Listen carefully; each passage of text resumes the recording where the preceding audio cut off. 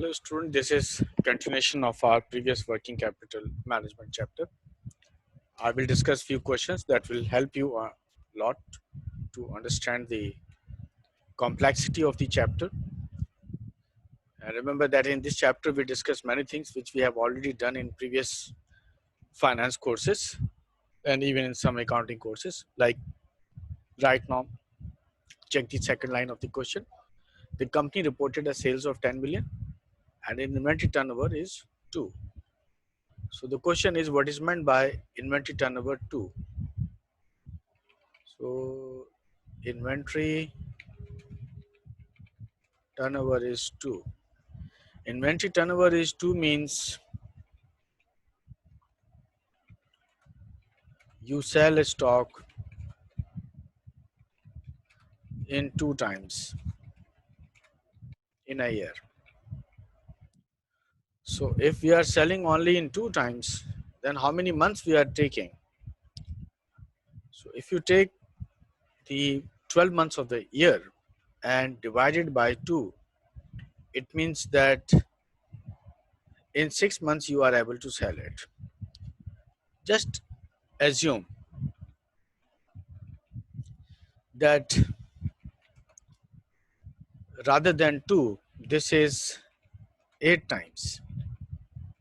Just giving an example, if it is 8 times and again take whole year of 12 months and divide by 8, it means student you are taking 1.5 months to sell your stock.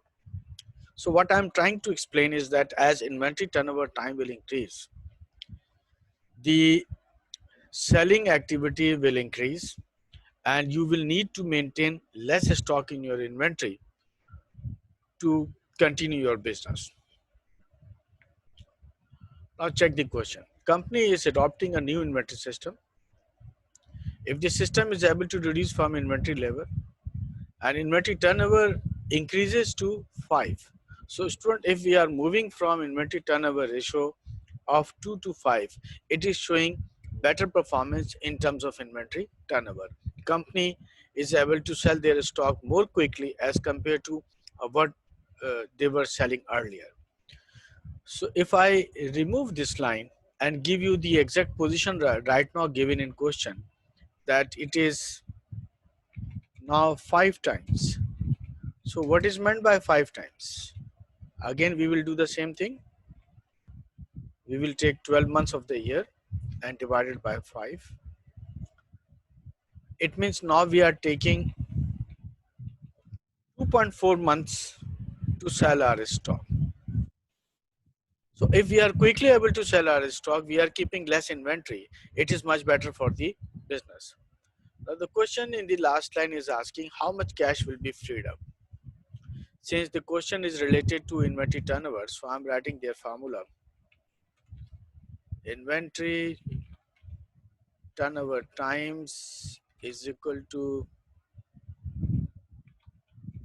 sales divided by inventory. Now this is the formula that we already know. The question is inventory turnover times is given, sales is given in the question, inventory is missing. So if we are interested to calculate inventory, what we can do, we can take, I'm just showing you first formula, then we'll show you its working, and student you will divide it by inventory times. So what would be the formula? You will go back to the question, see your sales amount, 10 million, and student in the first case your inventory turnover is 2 times. So I am taking inventory times, that is 2. It means that earlier your stock was stuck up for 5 million. Now the new approach that is used by the company, here inventory is shifting, same formula will be used, but now it is shifting from 2 to 5. So we are now moving to this part. So again we will take 10 million sale and divide by 5. So this is coming 2 million. So student, earlier your stock was stuck up with the investment of 5 million, and now your stock will be remain in your warehouses of 2 million. It means that how much cash you are able to free. Cash freed 5 million minus 2 million. This is 3 million. So 3 million is your answer if inventory is shifting from 2 times to 5 times. Now just giving you a background of this concept. Just assume that one of the customer who is currently supplying you goods, he is asking you that he will deliver the goods after 3 months. It means, student, that if you are planning to buy something from this supplier, you need to invest for the 3 months because the next supply will come after 3 months. But suppose there is another supplier who came after a few months and he offered you that why not you take goods from me? I will take only 1 month and deliver you goods again. So student, you will simply jump from the 3 month supplier to 1 month supplier. Reason? Earlier you were investing for 3 months and now you are only investing for 1 month. So your a major chunk of your cash which is invested in the inventory will be freed up. This is the concept which is applied in this question.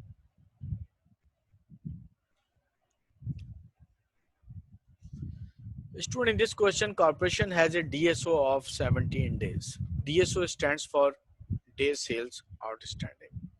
Or student, in other words, we call it collection days of account receivable. Or in other words, you can say in how many days your customers paying you.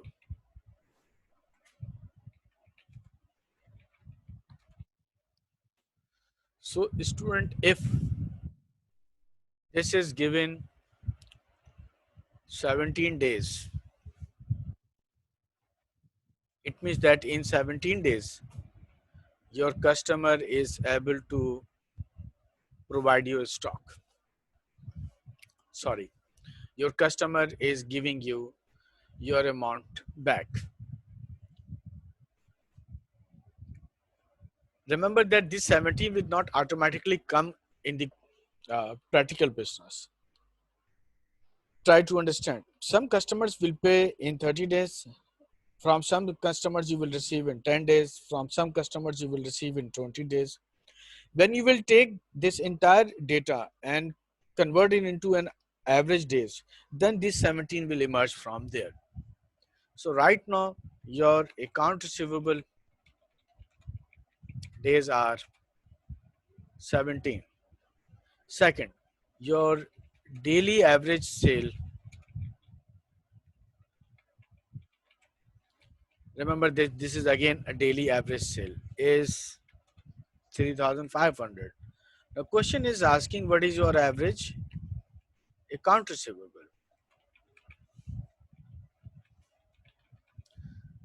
So you will use a formula, you will take DSO and you will multiply it with the sales per day. So showing you working over here, your DSO is or 17 and your per day sale is 3,500. It means your average account receivable is 59,500. One thing which is important from student point of view and that you should keep in your mind, that when we will establish assignments, when we are working on the questions, MCQs, it is not necessary that the same formula will again be used for the same purpose. There are three different things which are engaged in this formula. So these are the three variables and any one thing is missing and you can find it. For example, average account receivable right now you are calculating, right? But suppose average account receivable is given and question is asking you to calculate sales per day. You can calculate it. If question is asking you to calculate DSO, then you can calculate it. Keep it in mind. It will be very helpful for you when you are attempting your questions and doing your assignment.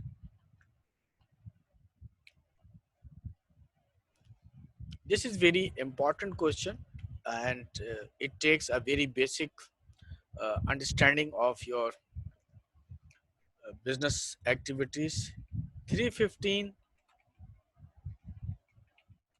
net 40. What does it mean? Student, this is called credit term and how we interpret it. Yes, 3% discount in 15 days. Total days are 40. It means if you are paying from 1 to 15 days, company will take or will give you 3% discount. If you pay from 16 to 40, then will you be able to get any discount? No. Then no discount will be allowed. I think this point is clear.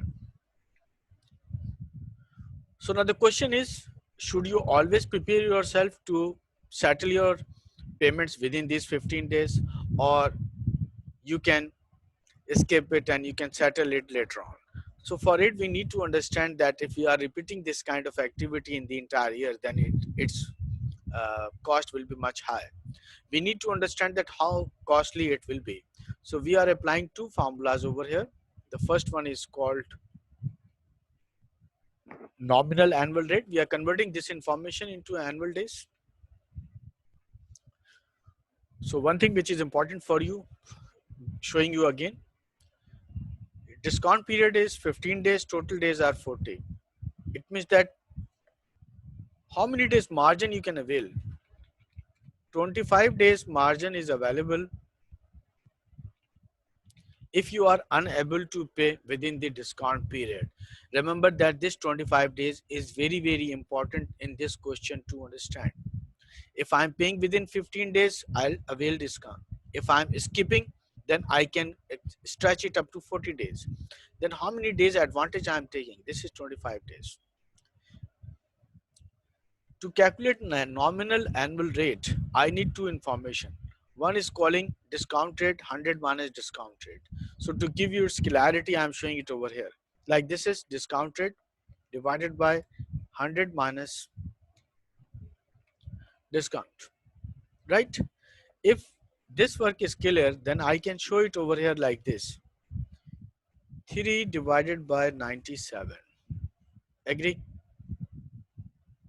It means that if I have 3% discount, then I will apply 3 upon 97. If I have 2% discount, then I will apply 2 upon 98. If I have 1% discount, then I will apply 1 upon 99. Yes, you are right. The second phase of this question is M.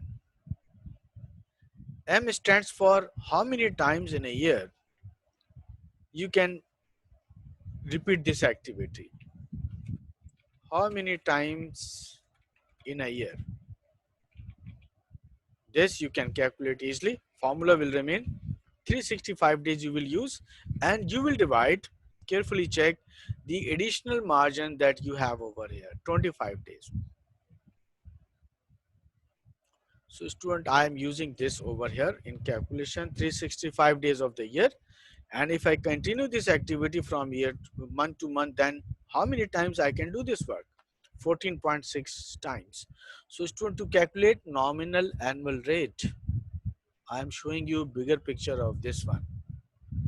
To calculate nominal annual rate, I need discount rate, this work. This I am presented here. This is the work that I am doing, and its answer is over here. Multiply by M. M means how many times in a year you can repeat this activity. So for this purpose, I am simply taking 365 dividing by the number of days margin that I have already calculated here. So once I will divide it, my answer is 14.6. Look here. These two things will be multiplied. So finally, I am taking nominal rate over here. And for nominal rate, I will take this and I'll multiply by this. My answer is 45. It means that annually it will cost me 45% annual nominal cost. Now, if you will check this annual cost, you can realize yourself that how costly this is if we are skipping this discount. So naturally, everybody will prefer not to skip this one and pay it within the time period. Let's suppose you have to show your more complex work in terms of effective annual rate. This is showing effective annual rate.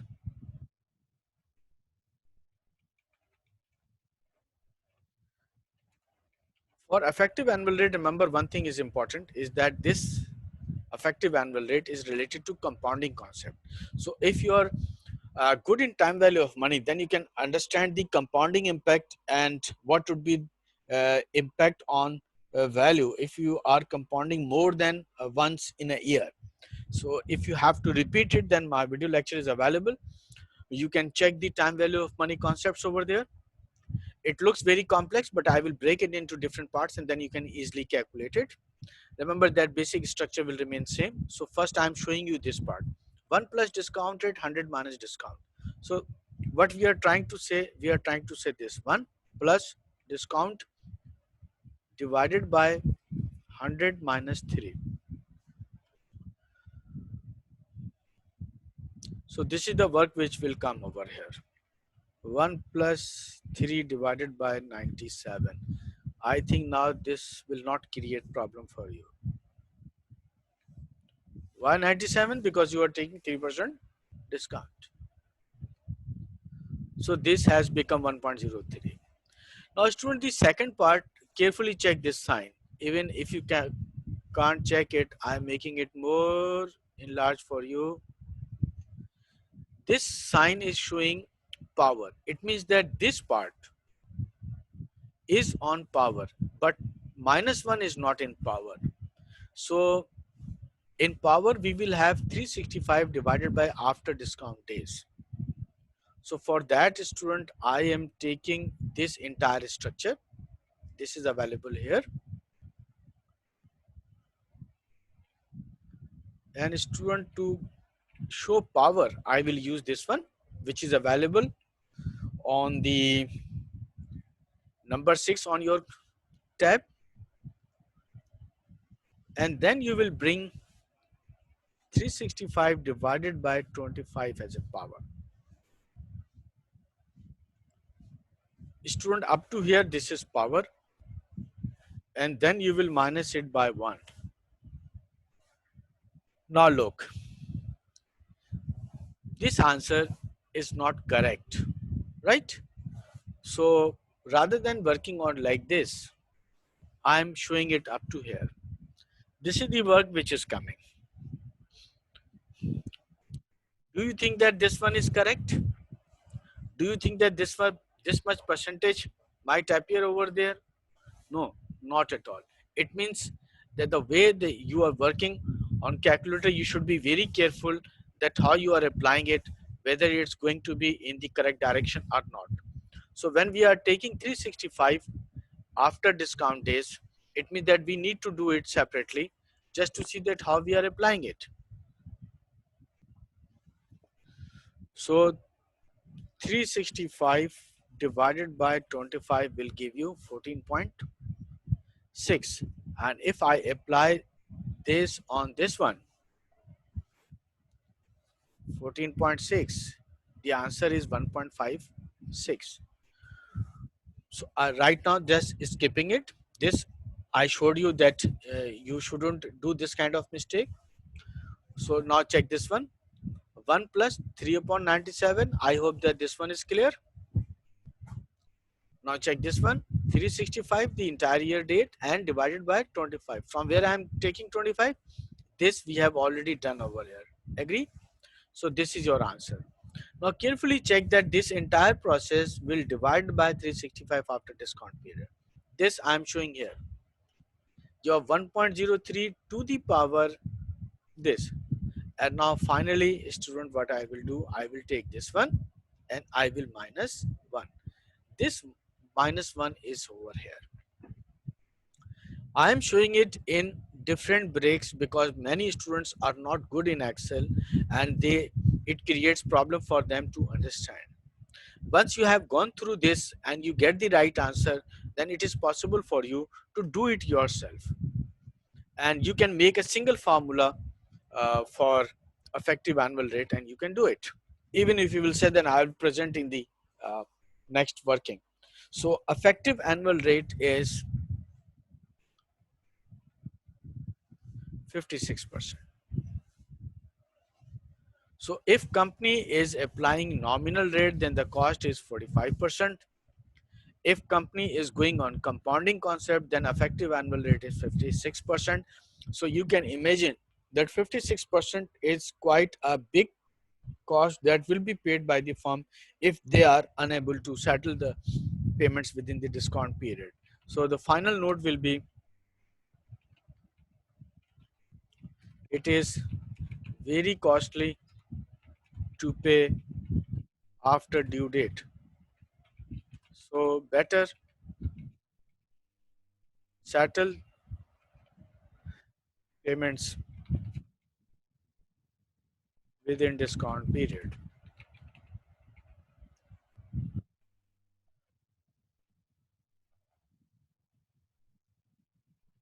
Nominal cost 45% and effective annual rate is 56%. I hope that you will be able to understand all the three questions that I demonstrated today. Give me your feedback, and this will help you to attempt your questions in more easy way. Thank you very much.